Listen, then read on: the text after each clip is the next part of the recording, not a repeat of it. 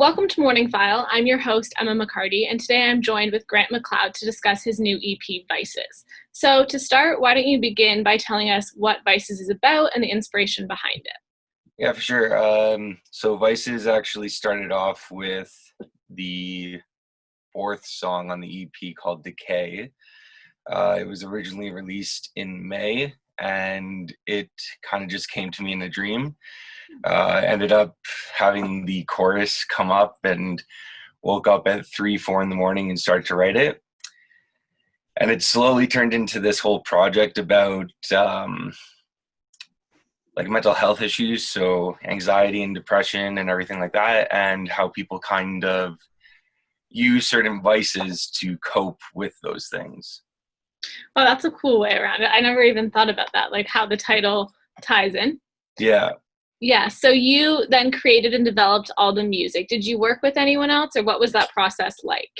So all the guitars and the instrumental vocal tracks and everything like that, it is all me. And I ended up getting in touch with one of my old friends, Julius Wilson, who also went to Queensdale. So a very close-knit community here. But he was the producer, and he helped me with the drums and the beats. And on the song Come Down, he wrote the very first verse with me as well. Awesome. So obviously it's a very personal album to you then. What would you say is maybe your favorite song off of the album, or what do you connect most with?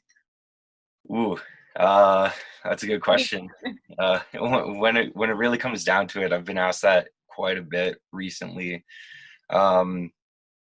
For me, it's kind of a tie between Come Down, One More Time, and Need to Know. The most personal one is definitely One More Time, just because of my history with everything. And the lyrics are, give me one more time to say goodbye. So it's very much kind of a love song to the love-hate relationship with depression and anxiety and abuse of vices and everything too. Yeah, for sure. So the EP, it was released last Friday, so it's been out a week. What has the response been like so far from everyone? Honestly, it's been pretty crazy. We're just over 300 listens on pretty much every song, Wow. except for Decay. So Decay ended up releasing first, as I said before, so it ended up going over the 1,000 listen mark. Oh, So amazing. it was quite a milestone, and it just so happened that we released it on my birthday as well. So Oh, so good birthday present then. exactly. So obviously, it's a little different releasing an EP during everything that's going on. What has that been like for you? Honestly, it was pretty crazy. When we really looked down to the brass tacks of everything, the hours that went into it really only spanned over about 2 to 3 months. But we started this project back in January. Mhm. So because of the fact of having to social distance and everything like that, and at one point quarantining ourselves as well, it was impossible to kind of meet up together. Mhm.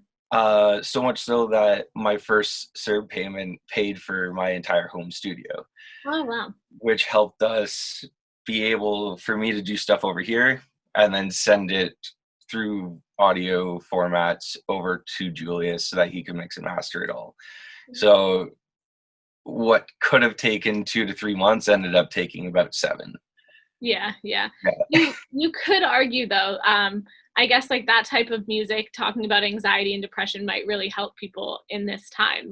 It's a good time for it to come out and people to have. Yeah, for sure. I mean, we also talked about how decay and anxiety kind of related to the whole Black Lives Matter movement Mhm. that happened as well. And I had a bunch of accounts on Instagram and Facebook bring that forward as well, constantly messaging me about how they were resonating with the lyrics, not so much the music, but just the pure lyrics and how it related to that time, and it's what they needed to hear, which was very surprising for someone who's just getting into the music industry Mm-hmm. here, and also being a white male as well.